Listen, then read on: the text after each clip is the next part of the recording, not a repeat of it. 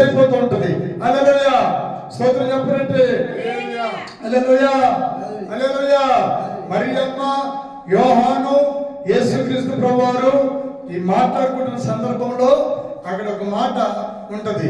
దేవుడికి మహిమ కలుగును గాక. అన్ని లైవ్ లో చెప్పడం జరగదు. నువ్వు బైబిల్ చదువు, గ్రహించు, దేవుడు నిన్ను దీవించును గాక. ఈ వాక్యం ద్వారా నువ్వు ప్రత్యక్షతం అవ్వాలి, మందిరంగా కట్టబడాలి. నీవు ఆ మందిరాన్ని గొప్పదగును. ఆమేన్, ఆమేన్, హల్లెలూయా. ఒక్కొక్కరు ఒక్కొక్క మందిరంగా దేవుడు నిర్మించాడు. మన దేహమే దేవుని ఆలయము. ఈ ఆలయంలో ఏమి రాబోతుంది? సర్వసత్యమునే పరిశుద్ధాత్మ దేవుడు నివాసము చేస్తూనే ఉంటాడు. ఇదిగో ఆయన అతి త్వరగా రాబోతున్నాడు, నా ప్రియుడైన యేసయ్య. హల్లెలూయా.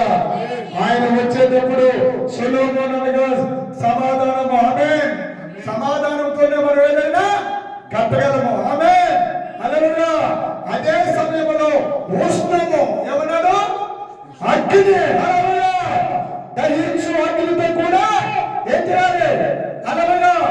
చల్లటి నీళ్లు కూడా ఉన్నాయి, అక్కడ కూడా ఉష్ణము ఉంది. కింద ఒక రాశాడు. ఆ కింద ఏంటి తెలుసా?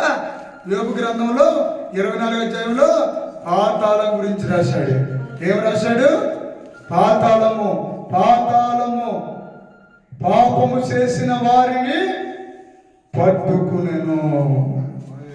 అది ఆజ్ఞాతిక్రమమే పాపము, అతిక్రమమే పాపము, అక్రమమే పాపము, ఆజ్ఞలను మీరుటయే పాపము. ఇక ఈ భూమిలో దేవుని మాటకు లోబడకపోవడమే పాపము. పాపమునకు విరోధమైనటువంటి ఆలోచన ఏమిటో తెలుసా? ప్రార్థన. దేవుని స్తోత్రం. హల్లెలూయా. ప్రార్థన. హల్లెలూయా. పాపము నిన్ను విడిచి పారిపోవాలంటే ప్రార్థన ఒక్కటే మొట్టమొదటి ఆయుధము. పాపము చేసే పరిస్థితులు వచ్చినా సరే నిన్ను కాపాడేది ఏదైతే ప్రార్థన ఒక్కటే నిన్ను కాపాడేది. హల్లెలూయా, హల్లెలూయా.